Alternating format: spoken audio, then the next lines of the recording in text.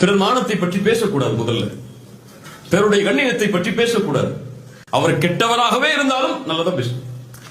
ஏன் உனக்கு தெரிஞ்சு 1000 கெடுதல் இருக்குன்னா அவருக்கு உனக்கு தெரியாமல் 1000 நன்மை அவர்கிட்ட இருக்கு, உனக்கு தெரியாது. அவருக்கு தாடி இருக்காது, ஆனா அவர் தஹஜ்ஜுத் தொழுவார், உனக்கு தெரியாது. அந்த பொண்ணு நிக்கா போட்டுருக்க மாட்டா, ஆனா எந்த ஒரு ஆண்டையும் பேசாம பேஸ்புக்ல இருப்பா, அது உனக்கு தெரியாது.